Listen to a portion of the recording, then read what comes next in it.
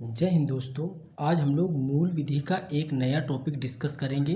मूल विधि का एक नया टॉपिक है जिसका नाम है भूमि अधिग्रहण अधिनियम 2013। दोस्तों ये मूल विधि का 21वां टॉपिक है। एक और टॉपिक बचा है 22वां जिसका नाम है न्यायिक निर्णय। ये वाला टॉपिक भी कंप्लीट कर देंगे। इसकी पीडीएफ आपको मिल जाएगी। आप लोग बस इसका वीडियो देखिएगा, ज़रूरत लगे तो आप इसका नोट्स बना लीजिएगा, वरना पीडीएफ आपको इसकी हम प्रोवाइड करा देंगे। तो चलिए दोस्तों, आज की क्लास हम लोग अपनी शुरू करते हैं। हम इससे पहले 21वीं क्लास है, 20 टॉपिक मूल विधि के कंप्लीट कर चुके हैं। वीडियो के डिस्क्रिप्शन में नीचे लिंक लगा देंगे। यूपी पुलिस के नाम से एक लिंक लगी होगी प्ले लिस्ट की, तो आप वहाँ से जाकर के वीडियो देख लीजिएगा। जाकर के पूरी एक प्ले लिस्ट बनी हुई है, तो वहाँ से जाकर के आप वीडियो पूरे देख लीजिएगा। मूल विधि के 20 टॉपिक उसमें पड़े हुए हैं, बना करके वीडियो हमने आप लोगों को प्रोवाइड करा दिया है। तो आज का टॉपिक है हमारा भूमि अधिग्रहण अधिनियम। तो इसी टॉपिक को हम लोग पढ़ते हैं। चलिए दोस्तों शुरू करते हैं। उससे पहले जो लोग चैनल पे नए हैं वो लोग चैनल को सब्सक्राइब करके ज़रूर रख लें और बेल आइकन को प्रेस ज़रूर करें। तो चलिए दोस्तों शुरू करते हैं। देखते हैं भूमि अधिग्रहण अधिनियम 2013। तो ये भूमि अधिग्रहण अधिनियम 2013 था, तो क्या भारत में इससे पहले भी कोई कानून चलता था जो भूमि अधिग्रहण से रिलेटेड था? तो बिल्कुल एक कानून चलता था भारत में भूमि ग्रहण अधिनियम 2013 से पहले। तो वो कानून क्या था, उसकी विशेषता क्या थी, और फिर ये 2013 का कानून क्यों आया? जो पुराना कानून था उसी को लागू क्यों नहीं किया गया? देखो, हम आपको बता दें कि जो भी क्लास हम कराते हैं बिल्कुल बेसिक से एडवांस तक कराते हैं। यानी आप अगर ये वाली क्लास यहाँ से मेरी देख रहे हो तो फिर आपको कभी कोई भी यूट्यूब की क्लास या किताब से पढ़ने की ज़रूरत नहीं पड़ेगी। तो सबसे पहले हम लोग यही बात करेंगे कि इससे पहले जो कानून था वो कौन सा कानून था, फिर इस कानून की ज़रूरत क्यों पड़ी। तो हम ये स्लाइड पढ़ने से पहले इसके इतिहास के बारे में थोड़ा सा हम लोग आपको यहाँ पे बताते हैं। तो देखिए, जो भूमि ग्रहण अधिनियम 2013 था, तो इससे पहले जो कानून था उसके भी बारे में बात करेंगे। तो यह एक ऐसा कानून था है जो सार्वजनिक उद्देश्यों के लिए भूमि के अधिग्रहण की प्रक्रिया को नियंत्रित करता है। इसका मुख्य उद्देश्य क्या होता है? जो भूमि ग्रहण अधिनियम बनाए जाते हैं, इसका मुख्य उद्देश्य होता है प्रभावित लोगों को उचित मुआवजा दिलाना, पुनर्वासन कराना, पुनर्स्थापना सुनिश्चित कराना, या इसका मुख्य उद्देश्य होता है। इतिहास की बात करते हैं तो इससे पहले भारत में एक कानून चलता था, भूमि ग्रहण अधिनियम कानून 1894। तो इसकी जगह पे एक नया कानून आया 2013 के नाम से। तो इस कानून को क्यों बंद कर दिया गया? 1894 वाले कानून को क्यों मॉडिफाई किया गया 2013 वाले कानून में? तो जो ये अधिनियम 1894 का था, इसमें मुआवजा पुनर्वासन संबंधी जो प्रावधान थे इतने मजबूत नहीं थे, तो इसको थोड़ा सा मॉडिफाई किया गया और 2013 वाला भूमि अधिग्रहण अधिनियम को भारत में लागू किया गया। ये बात आपने समझी। अभी हम इसके और इतिहास की बात करेंगे। अब हमारा आ चुका 2013 वाला अधिनियम। तो 2013 वाले अधिनियम को हम तुम लोग यहाँ पे बेसिक समझते हैं। देखो, 2013 वाला जो हमारा अधिनियम आया, इसका पूरा नाम क्या रखा गया? तो इसका नाम था ये जो नाम यहाँ पे लिखा है ना, डिक्टो नाम आपको मिलेगा जब मूल विधि का सिलेबस आप यूपीएससी का चेक कर रहे होंगे, वहाँ पे ये नाम आपको मिलेगा। नाम है इसका भूमि अधिग्रहण पुनर्वासन और पुनर्व्यवस्थापन में उचित प्रतिकर और पारदर्शिता का अधिकार अधिनियम 2013। इतना बड़ा नाम दिया है टॉपिक का। अब इसका शॉर्ट में हम लोग इतना बड़ा याद करने की ज़रूरत नहीं है, तो शॉर्ट में हमारा काम चल जाता है भूमि अधिग्रहण अधिनियम 2013 के नाम से हम लोग इसको ध्यान में रखते हैं, अपना याद रखते हैं। लोकसभा में कब पेश किया गया? तो 7 सितंबर 2013 को ये बिल पेश किया गया, लेकिन लोकसभा में पारित होता है 29 अगस्त 2013 को। राज्यसभा में ये पारित कब हुआ? 4 सितंबर 2013 को। राष्ट्रपति जी ने इस पर सहमति दिखाई 27 सितंबर 2013 को। ये डेटें हैं, ये डेट्स आपको याद रखनी पड़ेंगी, ठीक है? इसमें कोई जुगाड़ नहीं चलेगा। जितना भी होता है सारा हमने बेसिक सबका इसी तरीके से करवाया है, तो ये याद रखिएगा। इसे लागू 1 जनवरी 2014 को किया जाता है। इसमें कुल 114 धाराएँ हैं, 13 अध्याय हैं और 4 अनुसूचियाँ भी इसमें सम्मिलित हैं। अनुसूचियाँ भी हम आपको बताएंगे, मुख्य धाराएं भी आपको कराएंगे। यानी ये पूरा टॉपिक आज क्लियर हो जाएगा। जितना भी इसका वीडियो, इसी वीडियो में हम पूरा ये टॉपिक क्लियर करेंगे। तो ये आपने भूमि अधिग्रहण अधिनियम 2013 के बारे में बिल्कुल बेसिक फैक्ट समझ लिए। बेसिक फैक्ट आपने समझे कि ये इसमें कानून थे, ये इसको कब पेश किया गया, कब पारित किया गया, कि लोकसभा में, राज्यसभा में, राष्ट्रपति ने लागू कब किया, धारा कितनी, अध्याय कितने, अनुसूचियाँ कितनी, नाम क्या इसका था, सब कुछ आपने बेसिक से अच्छे से इसको पढ़ा। आई होप आपके समझ में भी आया होगा। हमने आपको इतिहास इसका बता ही दिया। इतिहास में आपको क्या बताया, इतिहास में आपको बताया कि अधिनियम किसकी जगह पे आया, तो 1894 का जो अधिनियम था उसकी जगह पे 2013 वाले अधिनियम को भारत में इम्प्लीमेंट करा गया। अब बात ये थी, जब 1894 का अधिनियम था उस समय भी भूमि से संबंधित कुछ कानून चलते थे, कुछ व्यवस्थाएं थी, ठीक है, भूमि से संबंधित, जैसे स्थायी बंदोबस्त, रैयतवाड़ी और महालवाड़ी व्यवस्था। देखो आपको स्थायी बंदोबस्त तो आपके बारे में यहाँ पे दिखाया भी है, कोर्स में है भी, ठीक है, जब इस टॉपिक को आप पढ़ रहे होगे। हमने ये रैयतवाड़ी और महलवाड़ी इन दोनों को अलग से अटैच कर दिया। अटैच करने की एक वजह ये थी कि इस चार्ट को दिमाग में सेट कर लो, ये इतिहास में आपको पढ़ना पड़ेगा, इससे बेहतर है पढ़ना तो आपको ही, हमने पूरा सिनेरियो यहीं पे सेट कर दिया है कि आप एक साथ इसको पढ़ोगे तो याद हो जाएगा, क्योंकि तीनों कानून एक साथ आगे पीछे ही आए थे। अब क्या है, ये तीनों कानून आपको भूमि से रिलेटेड थे, तो तीनों आपको एक साथ याद भी हो जाएंगे, इसलिए हमने क्या किया कि इसमें एक ही जगह पे इसको लिख दिया। जो स्थायी बंदोबस्त, इसी को जमींदारी बंदोबस्त के नाम से जाना जाता है, ये लॉर्ड कॉर्नवालिस के समय पे आया था 1793 में। रैयतवाड़ी थॉमस मुनरो के समय 1820 में आया, और हॉल्ट मैकेंजे के समय 1833 में आया था। महालवाड़ी व्यवस्था, इन व्यवस्थाओं का अपना एक सिस्टम होता था, एक तरीका होता था, एक पूरी सिस्टमेटिक ढंग से ये लागू होते थे। भारत में क्या इनकी विशेषता थी वो भी हम लोग यहाँ पे देखते हैं। जैसे जो स्थायी बंदोबस्त था, ये बंगाल, बिहार, उड़ीसा, यूपी में खास बनारस और उत्तरी कर्नाटक वाले क्षेत्रों में ये लागू हुआ था, इतनी जगहों पे ये लागू हुआ था स्थायी बंदोबस्त। और रैयतवाड़ी बम्बई, मद्रास और असम में लागू हुआ था, और उत्तर प्रदेश, मध्य प्रदेश और पंजाब में लागू हुआ था कौन सा, महलवाड़ी व्यवस्था। अगर इसका विस्तार देखा जाए तो स्थायी बंदोबस्त का पूरी भारत में 19% था, और जितनी भी अंग्रेजी भूमि हुआ करती थी जिस पे अंग्रेजों का अधिकार था उसमें 19% था, और रैयतवाड़ी 51% पे थी, और समस्त भूमि का 30% था महलवाड़ी व्यवस्था, ठीक है। अब क्या था कि इसमें जो स्थायी बंदोबस्त था, ठीक है, जो लॉर्ड कॉर्नवालिस ने लगाया था, इसमें जो भूमि का जो स्वामित्व था वो जमींदारों को था, इसीलिए इसे जमींदारी व्यवस्था भी कहा जाता था। मतलब कि जमींदारों को ही था, तो जो आप कर वगैरह देते थे वो आप जमींदारों को देते थे। जमींदार जा करके अंग्रेजी जो सत्ता हुकूमत में बैठे बड़े प्रशासनिक अधिकारी थे जो राजस्व का काम संभालते थे उनको देते थे वो लोग जा करके। अब रैयतवाड़ी व्यवस्था थी, तो इसमें जो भूमि का मालिक था कौन था, किसान, और इसमें कौन था, तो जमींदार उसका ही मालिक हुआ करता था, ठीक है। अब इसमें क्या होता था, तो भूमि का जो मालिक था वो गांव का पूरा होता था, गांव का ही अधिकार भूमि में होता था, ये महलवाड़ी व्यवस्था में थी। अब क्या था, स्थायी बंदोबस्त में ब्रिटिश सरकार को राजस्व का उत्तराधिकारी जमींदार ही नियुक्त किया जाता था, और इसमें क्या था, ब्रिटिश सरकार को राजस्व देने की जिम्मेदारी किसान को नियुक्त करी गई थी, किसमें, रैयतवाड़ी में। मालिक कौन है, यहाँ पे किसान है, यहाँ पे मालिक कौन है, जमींदार है, यहाँ पे कौन राजस्व वसूल रहा है, जमींदार वसूल रहा है। और ये इसमें क्या था, ब्रिटिश सरकार को राजस्व देने की जिम्मेदारी समस्त गाँव के मुखिया को दी गई थी, क्योंकि अधिकार किसका था, गाँव का था इसमें। आई होप ये चार्ट आपने समझा होगा। ये चार्ट आपको दो जगह पे काम करेगा, इसको स्किप मत करिएगा। एक जगह पे आपको जब इतिहास पढ़ रहे होगे वहाँ काम करेगा, एक ये है जब आप मूल विधि कंप्लीट करा रहे हैं यहाँ पे काम करेगा। आपको बता दें, आपके इसमें जो मूल विधि के कोर्स में स्थायी बंदोबस्त और रैयतवाड़ी इन दोनों के विषय में थोड़ी थोड़ी जानकारी दी गई है, तो हमने आपको समराइज करके पूरा एक ही जगह पे आपको दे दिया है कि आप अच्छे से इसको रिकॉल कर पाओगे एक जगह पे। दोस्तों प्लीज़ आप लोग वीडियो ज़रूर शेयर कर दिया करिए। आपके लिए कंटेंट इतनी बेहतरीन तरीके से तैयार करना, फिर आपके लिए ये वीडियो बनाना और फिर नोट्स आप लोगों को प्रोवाइड कराना थोड़ा सा मेहनत का काम है, तो आप लोग प्लीज़ वीडियो को शेयर कर दिया करिए। चलिए आगे हम लोग देखते हैं। ये चीज़ आपने इतिहास में पढ़ी 1894 वाले के अंतर्गत। अब ये थोड़ा सा कोर्स से रिलेटेड जानकारी है, 1 मिनट इसको देख लेते हैं। ये कोर्स है तो आप चाहो तो इसका पूरा बैच ले सकते हो एसआई का। तो इसमें सॉल्व पेपर आपको मिल जाएंगे, सामान्य अध्ययन की पूरी बुकलेट जिसमें जीएस होती है वो मिल जाएगी, यूपी स्पेशल की बुकलेट मिल जाएगी और मूल विधि और पॉलिटी की बुकलेट मिल जाएगी।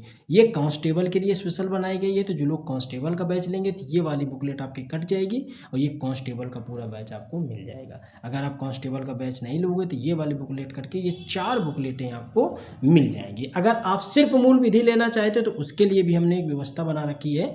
कुछ बच्चे सिर्फ मूल विधि लेना चाहते हैं तो वो 99 रुपये का भी ऑफर चल रहा है, तो 99 रुपये में आप मूल विधि ले सकते हैं। अगर आपको मूल विधि और पॉलिटी चाहिए तो 139 रुपये का है, ये भी आप ले सकते हैं। ये कल तक के लिए ऑफर है, इसके बाद इसको क्लोज किया जाएगा और फिर इसके प्राइस बढ़ा दिए जाएंगे। अगर आपको पूरा बैच चाहिए तो 239 रुपये का पूरा बैच है, तो आप ले सकते हैं। आपको करना क्या है, जीएस रिव्यू नाम का एक एप्लीकेशन है प्ले स्टोर में, उसको आप डाउनलोड कर लीजिएगा या वीडियो के डिस्क्रिप्शन में लिंक लगा है तो वहाँ से आप आपको डाउनलोड कर लीजिएगा या टेलीग्राम ज्वाइन कर लेंगे तो वहाँ से भी डिटेल मिल जाएगी। चलिए आगे देखते हैं। अब हमने आपको बताया 1894 का कानून था, जो 2013 का कानून था, इसमें दोनों में कुछ विशेषताएं थी। क्या विशेषताएं थी कि जो 1894 का कानून था और जो 2013 का कानून था, हमने बताया कि 94 वाले से 13 में क्यों परिवर्तित किया गया, कुछ तो खामियां रही होंगी तभी तो परिवर्तित किया गया। तो इसके परिवर्तन के क्या कारण थे वो हम लोग देखते हैं। सामाजिक प्रभाव और आकलन, ये प्रावधान था, इसमें कोई प्रावधान इस तरीके से नहीं था, लेकिन जो 2013 वाले में था सभी परियोजनाओं के लिए अनिवार्य यानी आपात स्थितियों को छोड़कर अनिवार्य कर दिया गया था। मजदूरी क्या थी, इसमें कोई प्रावधान नहीं था भूमि अधिग्रहण वाले 1894 में, लेकिन इसमें पीपीपी मॉडल के आधार पर निजी परियोजनाओं के लिए क्रमशः 70% और 80% भूमि मालिकों की स्वीकृति के आधार पर ही ली जाती थी। यानी कि अगर सरकार को ये जमीन चाहिए और सरकार को अगर उसमें कोई अपना मॉडल तैयार करना है, सरकार को कुछ उसमें रेलवे का काम या सड़क का काम या कुछ इस तरीके से बांध का काम या किसी परियोजना से रिलेटेड काम कराना है, तो सरकार उसमें से 70% और 80% भूमि मालिकों की स्वीकृति के हिसाब से ही उसका हर्जाना दे करके लेती है। मुआवजा और पुनर्वासन की कलेक्टर की अनुशंसा पे अथवा कोई मुआवजा या पुनर्वासन नहीं था, ये पुराने वाले अधिनियम में। लेकिन नए वाले में क्या है, ग्रामीण क्षेत्रों में बाजार मूल्य का 4 गुना मुआवजा मिलता है और शहरी क्षेत्रों में 2 गुना मिलता है। ग्रामीण क्षेत्रों में 4 गुना, यानी अगर भूमि आपकी उसकी जितनी लागत है उसका 4 गुना सरकार आपको देती है अगर आपकी ज़मीन आपसे लेगी, तो शहरी क्षेत्रों में 2 गुना ये मुआवजा इसमें था। 13 अन्य कानूनों के तहत मुआवजे और पुनर्वासन का प्रावधान जिससे भूमि अधिग्रहण का मामला जुड़ा हो ये प्रावधान में है। तो इसमें पुराने वाले में कोई नियम नहीं था, लेकिन अभी के इसमें 2013 वाले कानून में 13 भूमि अधिग्रहण कानूनों को छूट 1 साल में कानून के साथ सामंजस्य स्थापित करना होता था। ये चीज़ हम लोग समझ रहे हैं, दोनों में अंतर देख रहे हैं। अब क्या था, खाद्य सुरक्षा को बनाए रखने के लिए विशेष प्रावधान क्या थे। पहले वाले कानून में तो इसमें कोई प्रावधान नहीं थे, लेकिन अभी के कानून में एक सीमा से अधिक बहुफसली भूमि का अधिग्रहण राज्य द्वारा नहीं किया जा सकेगा। ये परिवर्तन आपको देखने को मिले 2013 वाले में। और 1894 वाला जो अंग्रेजी हुकूमत के समय बनाया गया कानून था और इसमें और जो 2013 में बनाया गया बहुत अंतर आ गया। आपात स्थितियों में क्या था, सरकारी कार्यों के लिए सरकार कोई भी भूमि अधिग्रहित कर सकती थी, लेकिन अब के समय में क्या है, 13 वाले में क्या है, सरकार संसद की मंजूरी से केवल राष्ट्रीय सुरक्षा, प्राकृतिक आपदा या अन्य आपात स्थिति में भूमि का अधिग्रहण कर सकती है। कुछ शर्तें रखी गई थी, उसके अधीन सरकार कर सकती है। तो दोस्तों ये चीज़ आप अच्छे से समझ पाए होंगे। ये चार्ट आपके काम का है, आप ये वाले जो पॉइंट हैं 2-3 इनको आप याद रखिएगा, एग्जाम में डायरेक्ट आते भी हैं, ठीक है। तो इसको अच्छे से आप बिल्कुल तैयार रखिएगा। आई होप ये चीज़ें आपके अच्छे से समझ में भी आ रही होंगी दोस्तों। तो चलिए आगे हम लोग देखते हैं, इसी के आगे देखते हैं कि इसके जो महत्वपूर्ण बिंदु हैं, जो 1894 और जो 2013 का जो अधिनियम था। अभी हमने आपको ऊपर क्या पढ़ाया, सबसे पहले हमने तो यही बात आपको बताई कि ये जो कानून 2013 वाला है इसमें क्या बेसिक्स पॉइंट थे, आपने वो समझा, कब लागू हुआ, कब इसको पारित किया गया, कितने अध्याय, कितने चैप्टर, कितनी अनुसूचियाँ, कितनी धाराएं, नाम क्या है, इसको पेश कब किया गया, ये समझा। और इससे पहले हमने ये समझा कि इससे पहले 2013 के पहले भी क्या कोई कानून था, तो बिल्कुल कानून था। उस कानून को हमने 1894 को बताया और उसकी जगह 2013 वाले ने ली, तो उसमें क्या कमियां थी, क्या चीज़ें नहीं थी, ये हमने आपको बताया। जो पहले व्यवस्था थी उसमें जमींदारी व्यवस्था, रैयतवाड़ी, महालवाड़ी यानी भू राजस्व व्यवस्था किस तरीके से 3 वर्गों में डिवाइड थी वो हमने आपको यहाँ बताई। ये आपको इतिहास में भी मिलेगा और ये आपको यहाँ भी हम आप यहाँ पे समझा दिया है। क्यों? क्योंकि आपके उसमें जब आप ये टॉपिक अच्छे से पढ़ रहे होगे तो स्थायी बंदोबस्त और रैयतवाड़ी व्यवस्था का जिक्र भी यहाँ पे होता है। इसलिए तीनों व्यवस्थाओं को एक चार्ट के थ्रू हमने आपको बताया है ताकि आप यहाँ पे जब इनको अच्छे से पढ़ रहे होंगे ना तो एक साथ पढ़ रहे होंगे। इस तरीके से आप इसको एक साथ पढ़ रहे होंगे। जब आप एक साथ पढ़ोगे तो शायद चीज़ें आपके दिमाग में एक साथ सेट भी हो पाएंगी कि सबसे पहले किसके समय आया, कौन सी कब बनी और ये इसमें कितने प्रतिशत भूमि पे अधिकार था, ये भी चीज़ आप देख पाओगे। कौन मालिक हुआ करता था, कौन इसमें मालिक था, कौन इसमें मालिक था, चीज़ें समराइज करके एक साथ आपको इसलिए यहाँ पे दिखाई है। चलिए, फिर हमने बैच के बारे में बताया, फिर हमने बताया दोनों के बारे में क्या अंतर था 1894 और 2013 के अधिनियम में, ये चीज़ें आपको समझाई। अब प्रमुख बिंदु दोनों से क्या हमको मिलते हैं ये भी हमको समझने की ज़रूरत है। दोस्तों आप वीडियो देख रहे होगे, आपके समझ में भी आ रहा होगा, बस आप लोग वीडियो को शेयर कर दिया करिए। आप लोग वीडियो नहीं शेयर करते, मेरे डैशबोर्ड में शो होता है कि कितने लोगों ने वीडियो शेयर किया है, ये हमें पता चलता है। तो प्लीज़ आप लोग, कुछ लोग हैं जो ईमानदारी के साथ भी देते हैं, सपोर्ट भी करते हैं चैनल का, कि वीडियो कई बार एक नहीं 10-10 लोगों को वो लोग शेयर करते हैं, तो उनको बहुत बहुत धन्यवाद है। और यहाँ पे डैशबोर्ड में शो होता है, जब हम YT स्टूडियो खोल करके देखते हैं तो वहाँ पे शो होता है कि वीडियो शेयर कितनी बार किया गया है। आप लोग प्लीज़ शेयर कर दिया करिए। चलिए अगला हम लोग देखते हैं महत्वपूर्ण बिंदु। अब महत्वपूर्ण बिंदु में क्या कि अगर आपसे कभी कभी डायरेक्ट क्वेश्चन भी आता है कि बताइए जो भू राजस्व है यानी भूमि है वो किस सूची का विषय है, ये किस सूची का विषय है, तो ये बता दें ये राज्य सूची का विषय, याद रखिएगा। मार्टिस बर्ड को उत्तर भारत में भूमि सुधार का जनक कहा जाता है, इंपॉर्टेंट है, ये डायरेक्ट क्वेश्चन आपसे पूछे जा सकते हैं। ग्रामीण क्षेत्रों में भूखंड को विशिष्ट भूखंड पहचान संख्या यूएल पिन, जिसे भू आधार भी कहा जाता है, ये संख्या दी जाती है। तो हो सकता है आपसे ये पूछ लें कि UNPIN का संबंध किससे है। अब इसमें आपसे पूछ सकता है भूमि विभाग से, शिक्षा विभाग से, या पूछ ले कि भू राजस्व विभाग से, शिक्षा विभाग से, या रक्षा विभाग से, या फिर अन्य दे सकता है। तो आप याद रखिएगा यह एक पहचान ID होती है जो UL पिन के नाम से जानती है, ये विशिष्ट भूखंड पहचान संख्या के नाम से जाना जाता है। संविधान में पहला जो संविधान संशोधन है वो भूमि सुधार से ही रिलेटेड है। जितने इंपॉर्टेंट फैक्ट हो सकते हैं हमने सारे खोज करके आपके लिए यहाँ पे लिखे हैं। कुमारप्पा समिति की रिपोर्ट में व्यापक कृषि सुधार उपायों की सिफारिश की गई थी, इंपॉर्टेंट है। समिति कौन सी इंपॉर्टेंट है कि आपको याद रखना है किसकी सिफारिश पे हुआ था, तो कुमारप्पा समिति, याद रखिएगा कुमारप्पा समिति। यूपी जमींदारी विनाश एवं भूमि सुधार अधिनियम 1950 में आया था, लेकिन इसे 26 जनवरी 1951 को लागू किया गया था, जो सिर्फ यूपी के ग्रामीण क्षेत्रों में लागू होता था। तो यूपी का भी पूछा जा सकता है, तो याद रखिएगा यूपी में जमींदारी विनाश एवं भूमि सुधार अधिनियम 1950 में बना, लेकिन इसको लागू 26 जनवरी 1951 में किया गया था। लेकिन किया कहाँ पे गया था, तो ये सिर्फ ग्रामीण क्षेत्रों में किया गया था। इसे राज्य सरकार ने 1 जुलाई 1952 को निहित होने की तिथि भी घोषित की थी।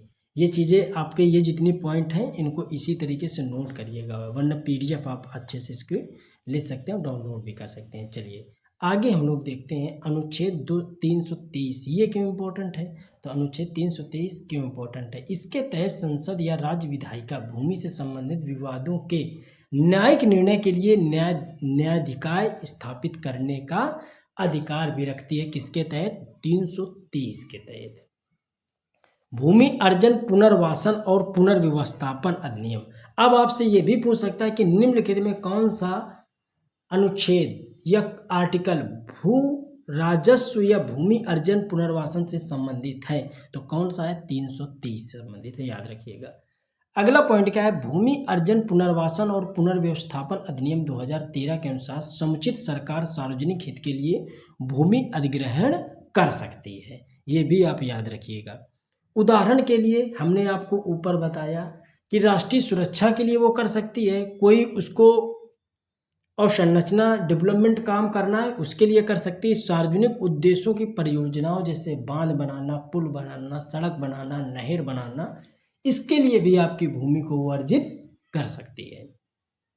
चलिए, अब इससे कुछ रिलेटेड आंदोलन भी थे जो आपके एग्जाम में पूछे जा सकते हैं। जैसे भूदान आंदोलन 1951 में विनोबा भावे द्वारा चलाया गया था, इसी से रिलेटेड था। ग्राम आंदोलन 1957 में चलाया गया। ऑपरेशन बरगा पश्चिम बंगाल में 1980 के दशक में भूमि सुधार आंदोलन के नाम से फेमस हुआ था। तो याद रखिएगा, ऑपरेशन वर्गा किससे रिलेटेड है? तो भूमि सुधार अधिनियम से रिलेटेड है। दोस्तों, ये चीज़ें आपके अच्छे से समझ में आ रही होंगी। एक एक चीज़ें, एक एक जितना इम्पोर्टेंट है उतना हम आपको समझाते जा रहे हैं। आप यकीन करो, आप ये टॉपिक पढ़ने के बाद आप MCQ या PYQ या टेस्ट पेपर आप कहीं से भी लगाओ, कोई फ़र्क नहीं है। अगर कंटेंट अच्छा होगा तो आप हल कर पा रहे होगे।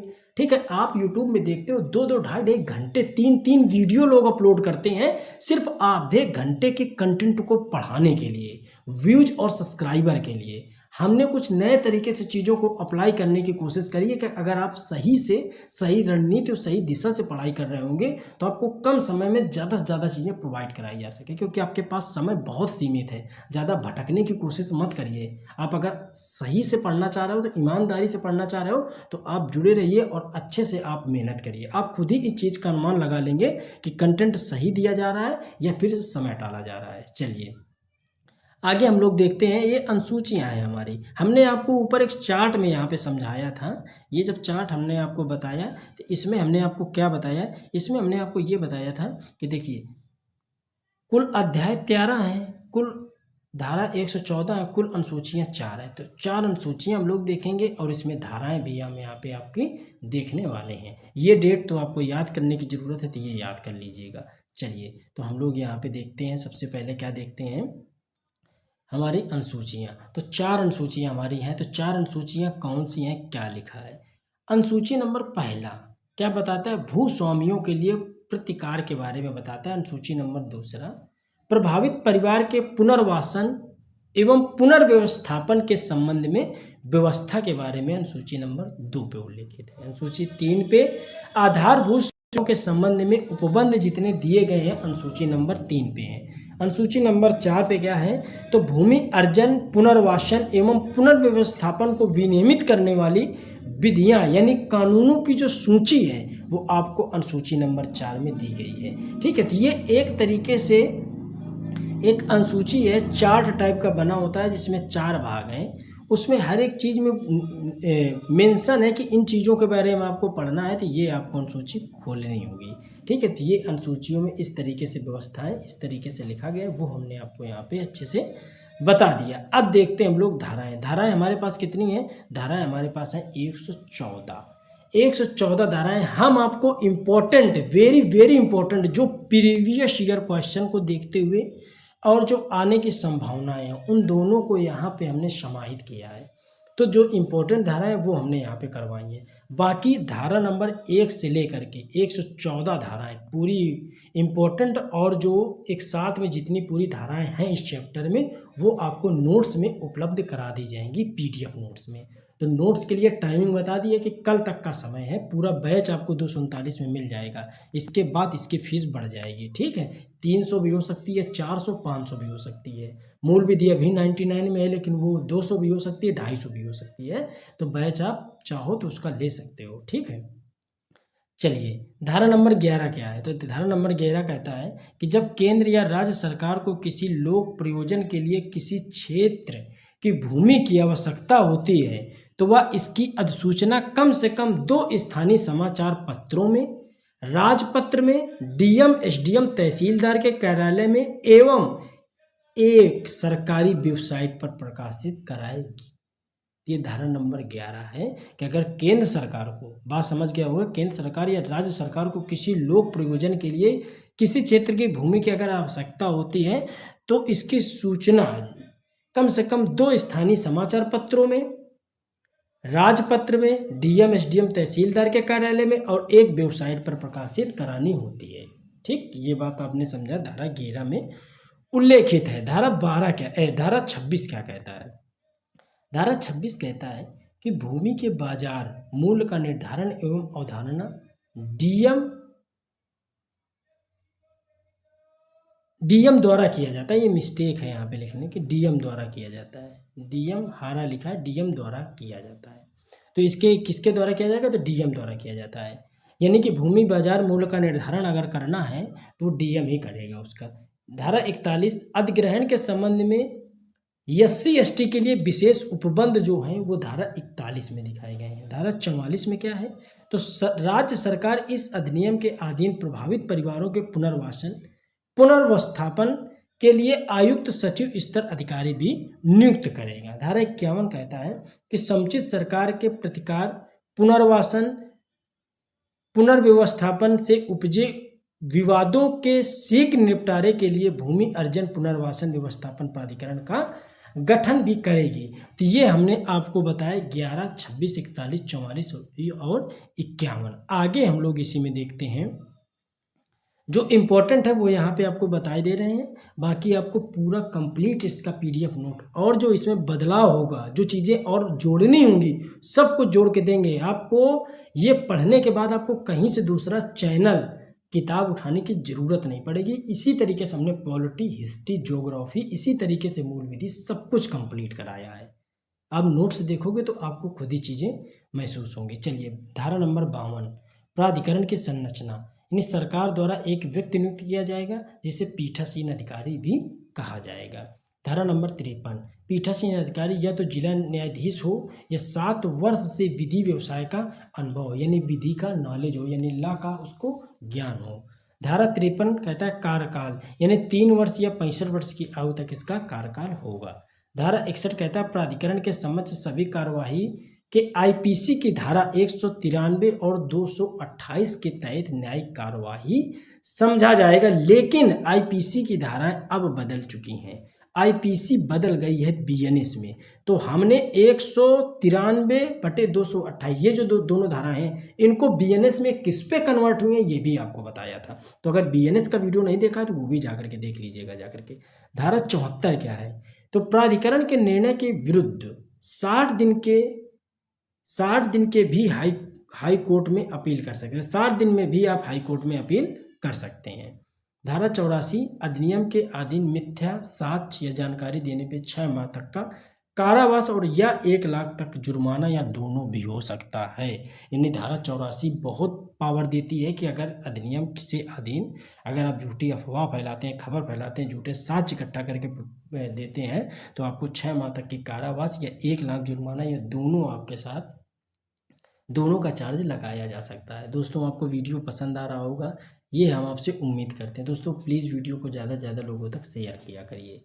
दोस्तों, आज की जो क्लास थी हमारे यहाँ पे कंप्लीट होती है। एक टॉपिक आपका बचा है, न्यायिक निर्णय। तो न्यायिक निर्णय वाला टॉपिक भी हम आपको करा देंगे। तो दोस्तों चलिए, ये वीडियो आप शेयर कर दिया करिए। जो लोग चैनल पे नए हैं तो चैनल को सब्सक्राइब करके ज़रूर रख लें। दोस्तों, मिलते हैं अपने अगले वीडियो में। तब तक जय हिंद, जय भारत।